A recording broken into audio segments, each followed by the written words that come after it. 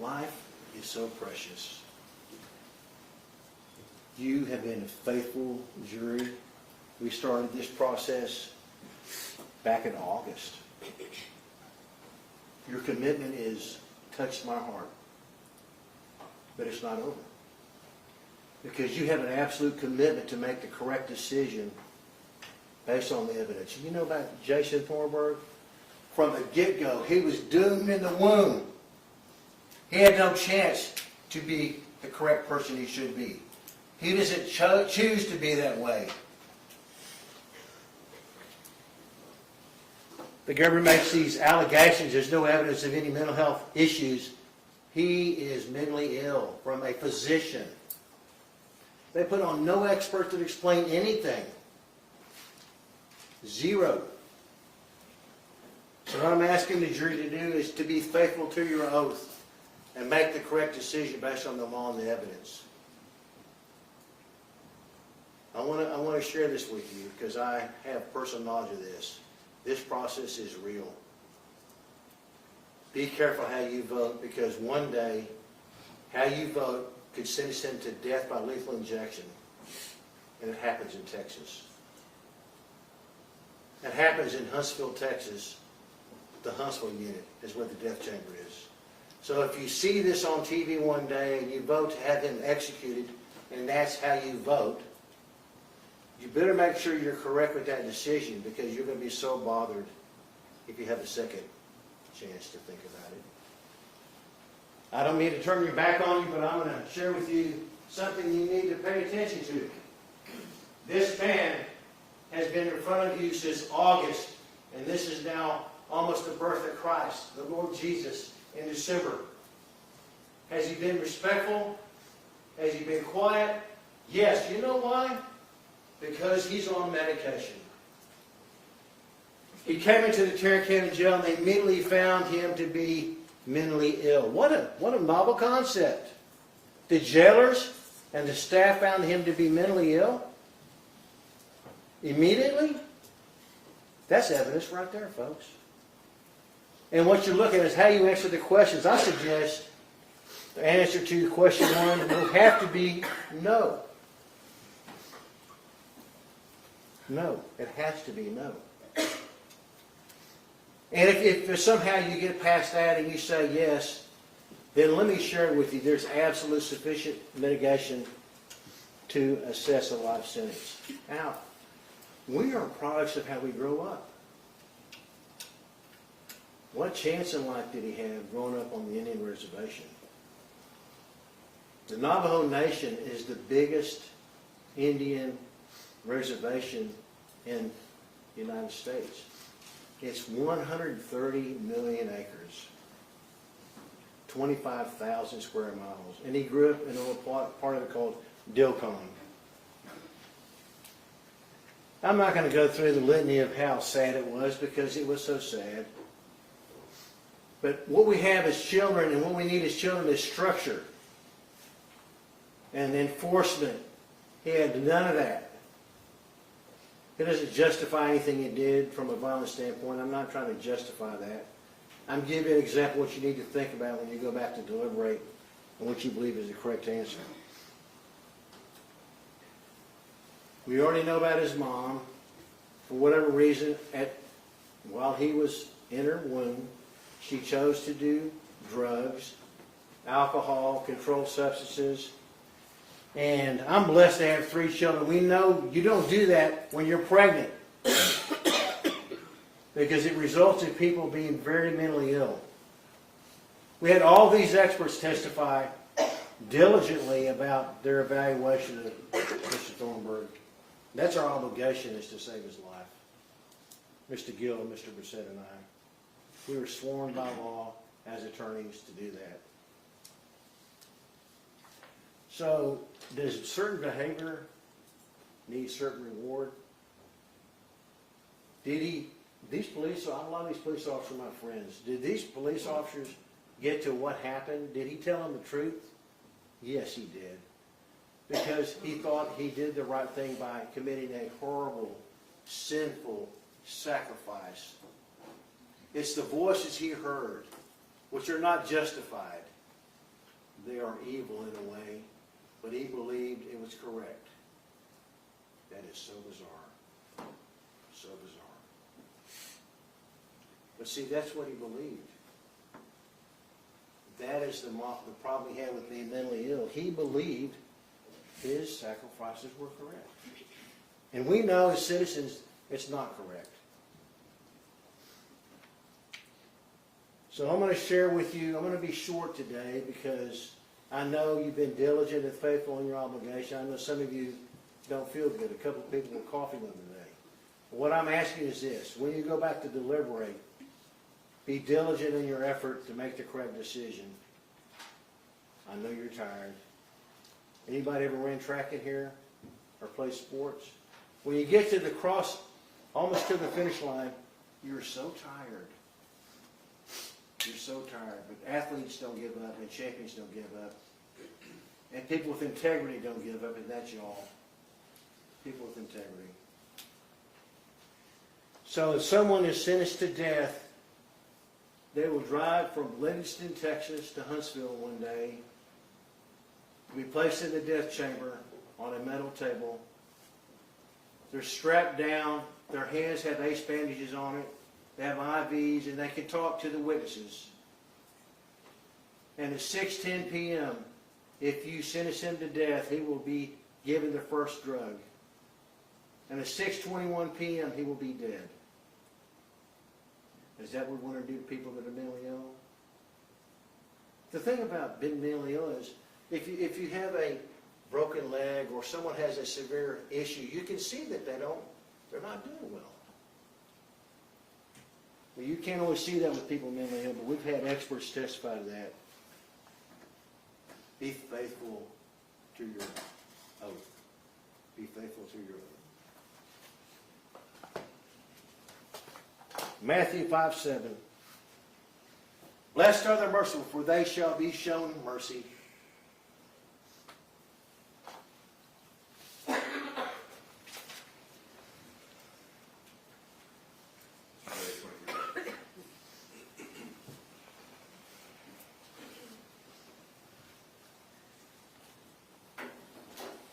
Ladies and gentlemen, as you saw at the first phase of the trial, in closing arguments, the state goes first, then the defense has an opportunity to make our remarks, and then the state has the opportunity to close.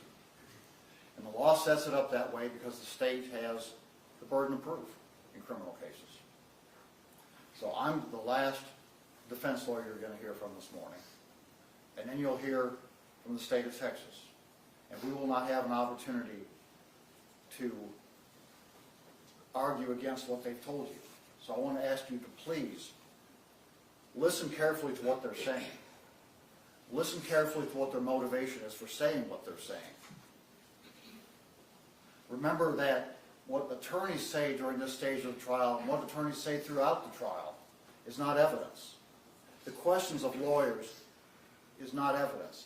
It's the evidence that you hear from the witness stand, the testimony that comes from there. That's the evidence in the case that you have to deliberate on as jurors. The judge gives you the law in this jury charge. And you'll have it back in the jury room. You can ask for 12 copies if you would like 12 copies, 11 copies. So you can pay attention and make sure that you are following the law that the judge gives you. It's extremely important. Because a man's life is on the line. And we still consider ourselves a civilized society. And we have a process to go through that's defined by the law to decide who lives and who dies under our law. And the judge tells you that process in this jury charge. And the judge tells you in the jury charge that you have to take into consideration all of the evidence in the case. All of what came to you from the witness stand, all of the exhibits that you saw, the testimony of the civilian witnesses, the testimony of the experts. Your responsibility is to take all of that into consideration in reaching your decision. And your obligation is to reach a just and fair decision under these facts. The judge tells you that the state has to prove the answer to special issue number 1 beyond all reasonable doubt. So I hope that when you get back in the jury room and deliberate, that you analyze that question and look at it and see what it really means. I hope that you're not a rubber stamp in the jury room. I hope that you are a thinking, feeling group of people, because that is what's required to make a just decision in a case like this. This is no place to be a rubber stamp. This is no place to say, oh yeah, that's fine with me. I'm okay with that. Let's just move on. This is a place for 12 people to express their individual opinions and to listen to the viewpoints of others and to reach a just decision. But when your viewpoint is your viewpoint, then it's time to stick with it. The defense has no obligation to prove that a no answer to special issue number 1. The burden of proof is all on the state of Texas. With regard to special issue number 2, if you reach special issue number 2, there is no burden of proof there. Neither side has a burden of proof. That's left up to you as individual jurors to decide for yourselves. Is there something about this case that is sufficiently mitigating to justify a life sentence instead of death by lethal injection? It's your obligation to scrutinize the evidence, look at it closely, see what you believe. You don't have to agree on what you think is a mitigating circumstance. It's up to you and you alone to decide for yourself if something about this case was a mitigating circumstance. The judge tells you in this charge that evidence of temporary insanity caused by intoxication may be introduced in mitigation of the penalty to be assessed. And he tells you what intoxication is. We all know what intoxication is. And the testimony was that Jason Thornburg was a methamphetamine user. But where did that testimony come from? Where did that evidence come from? That came from the state of Texas. The state of Texas introduced to you that Jason Thornburg was using methamphetamine at the time these things happened. The state of Texas introduced to you that mitigating evidence.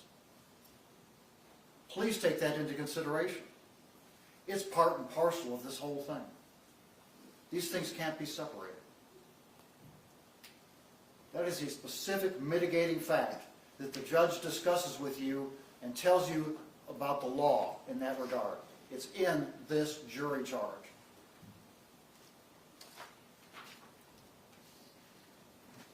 And then, as jurors, you have to decide,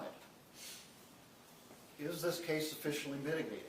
You have to decide as jurors, do we execute someone who was psychotic at the time they did something?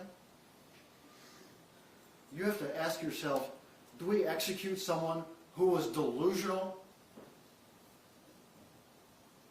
Is that what we're about as a civilized society? Do we execute someone whose mother left them in a position where they were susceptible to all of the evils in our society? Do we do that as a civilized society? Or do we take the other option and confine them for the remainder of their natural life? We lock them up and throw away the key and bury them under the courthouse. Which is the more just thing to do? Is it more just when someone responds to medication and stops seeing hallucinations and the psychosis is severely reduced? Is it just to execute that person? Or is the just thing to continue with the regimen that they're on that has changed their life? You heard the testimony. You heard from a Harvard-trained physician that that is what is going on in Jason Thornburg's life right now. That's the status of Jason Thornburg. Thorazine and Risperdal. It took the jail a while, it took medicine a while to figure that out, but they have figured it out. It took a while.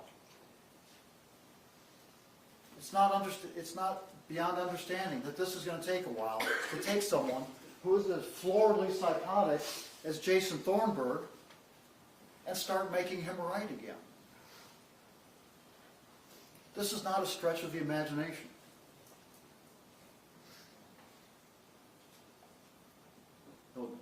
We brought Dr. Adler to you because we wanted authoritative information.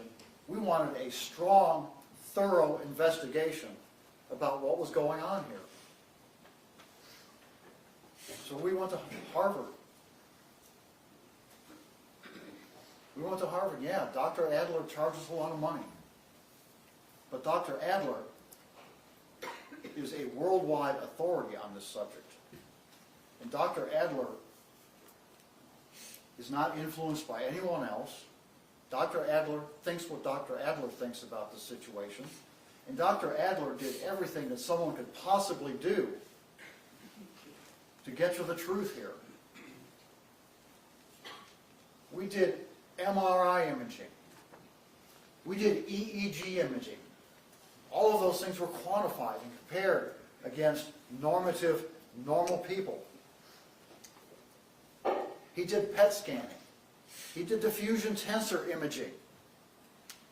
He had family members that are left interviewed about what Jason was like as a kid. We explored what Jason's mother did while she was pregnant with him. You heard that evidence. Everything was examined here. And Dr. Adler reached his opinion. Jason suffers from partial fetal alcohol syndrome. Only partial because his facial features don't reveal the full spectrum of fetal alcohol exposure. He has some, but not all of those features. And they're patently obvious. The hockey stick creases in his hands are patently obvious. This kind of stuff doesn't lie. You can't malinger an MRI. You can't malinger a QEEG. You can't change those things. They are what they are. Your brain structure is what magnetic resonance imaging shows it to be. And when your brain structure, when your brain matter, your cortical brain matter is only in the 2nd percentile of the rest of the world, you've got a big problem. And it doesn't get that way by accident. It gets that way when your mother consumed teratogens when you were in the womb, alcohol and drugs. And you heard from Bill Thornburg this morning, that's the way it is. The state wanted to play psychologist with you this morning, define for you what executive functioning was. You remember that? Executive functioning is this, and Jason showed executive functioning this way and that way. Jason showed executive functioning because he got away with 2 murders. Should Jason have gotten away with 2 murders?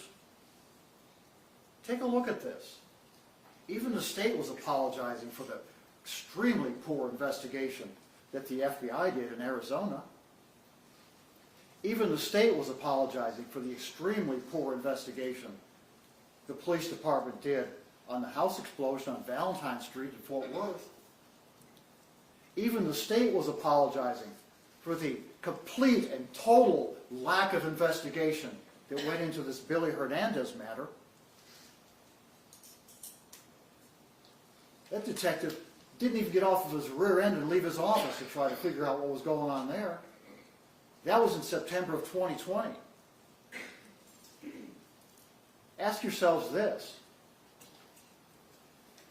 If Jason Thornburg gets the death penalty, is anyone going to go back and take a look at the police department and see why these things weren't dealt with earlier? Is anyone going to go ask a question of the FBI and say, why didn't you get out in the field and do something about this? Because they didn't do anything. You heard the FBI agent say she was asked by the Navajo police to go ahead and get an indictment in the case. Did they do anything? They did nothing. That was 2017. Jason didn't get away with a murder.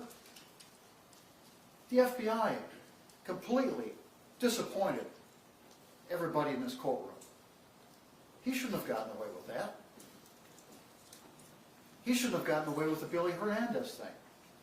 That detective should have gotten off his rear end and driven his car out to Valentine Street and see who shows up out there and talk to that person and arrested that person. That was Jason.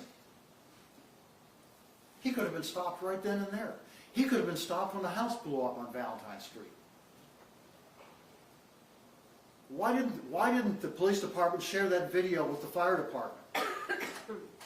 Why didn't they talk? Why didn't they do something about that? A suspicious, an exploded house with a dead body inside, and no one asked a question.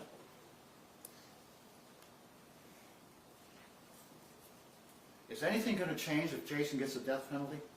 No. Business as usual. Questions need to be asked.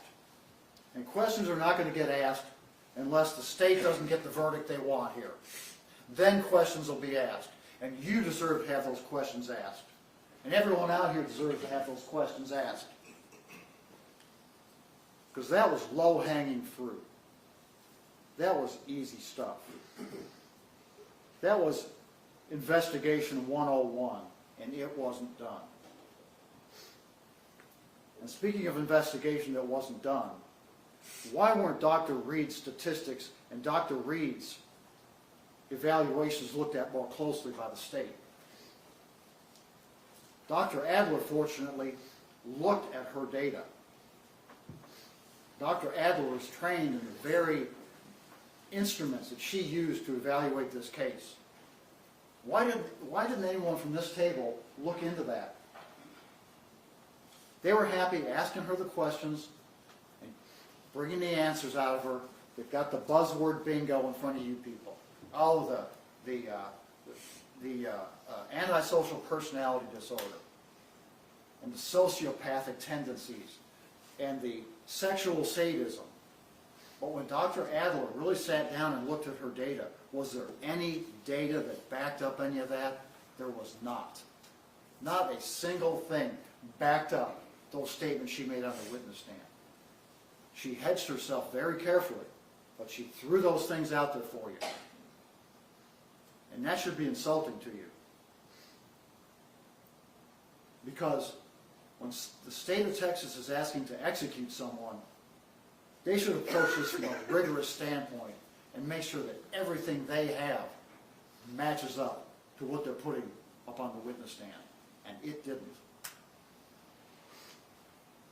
The only thing, the only scale, the only measure that Jason Thornburg elevated on in Dr. Reed's data was psychosis. He had an elevated psychosis scale, but he was not elevated on any of the other things that go into the other diagnoses, other findings that Dr. Reed testified to you about. There was no examination of that until Dr. Adler got a hold of her data. Then an objective look at it, at her own data, revealed that he was not elevated on being aggressive. He was not elevated on malingering. She clearly testified to you that he was malingering and trying to make himself look better. And the malingering scale was not elevated in her data. And she didn't bother to come here this morning and testify and defend that to you, did she? That's because she can't. She can't defend that. And the state of Texas can't defend that. It's either sloppy, or it's disingenuous, or it's both. And that's not the kind of testimony that we base death penalties on in the United States of America. But Dr. Adler looked further at Reed's data. And he looked at it and he said, look, she also investigated him on the future dangerousness evaluation. She looked at that. She asked him those questions and did that work. She didn't testify to it. Dr. Adler did.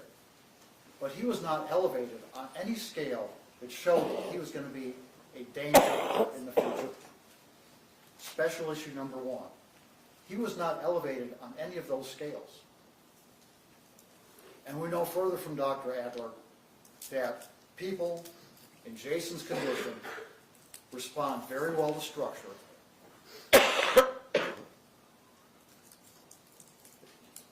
Penitentiaries are structured. We know he's medicated. We now know these things. And all of it starts to fit together. That he's not going to be a future danger. He doesn't have that attitude. The medicated Jason does not have that. And that's where we are. And that's why you have to sit back and really look at these things. And look and see if the science is there. And look and see, who do I believe? Do I believe someone that didn't tell, that fudged their data? Or do I believe someone that came in and looked at it objectively and said, here's what the data shows? Everything Dr. Adler said to you wasn't pretty. Remember that? He said Jason was a serial killer. Want a glass of water? All right.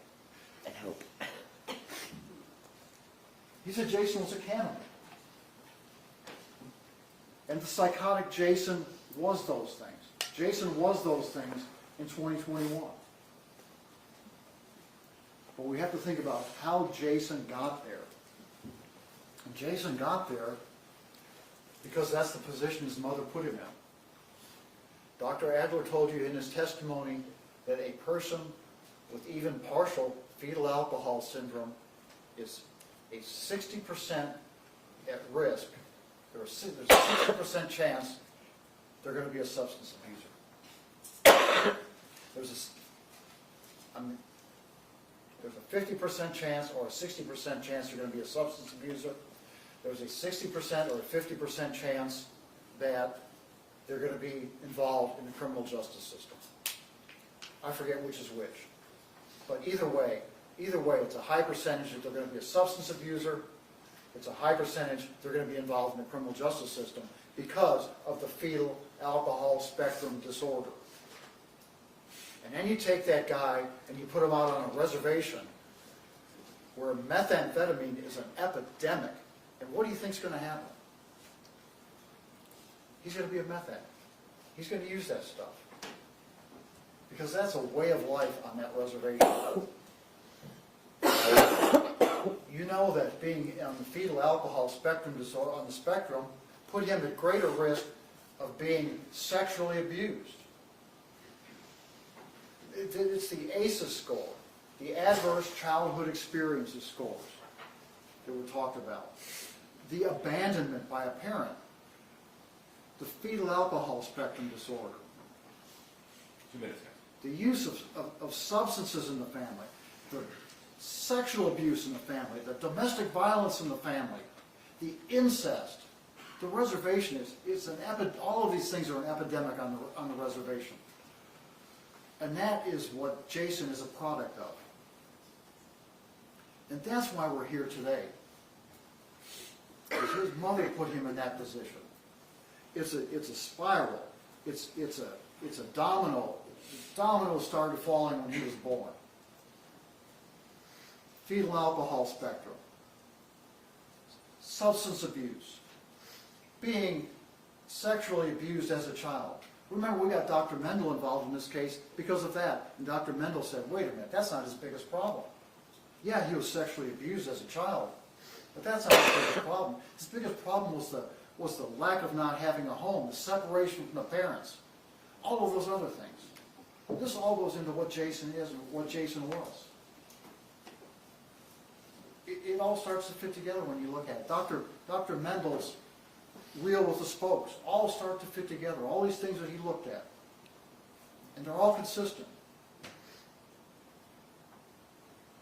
And that's why Dr. Mendel gets $700 an hour. Because Dr. Mendel does a thorough, insightful examination and tells it like it is. And I'm just about out of time. This is, having to decide on someone's fate like this is the most awesome responsibility a jury can have. And believe me, I feel that same pressure, because I know Jason's life is in my hands right now. And in a few minutes, it'll be in your hands. And one of these days, after this trial's over with, you're all going to be out in a social setting somewhere, and you're going to see the side of a wine bottle or a beer can. And you're going to see where it says, with a warning, the FDA warning appears. American Medical Association warning appears. It says, if you're pregnant, don't drink alcohol. That warning is there for a reason.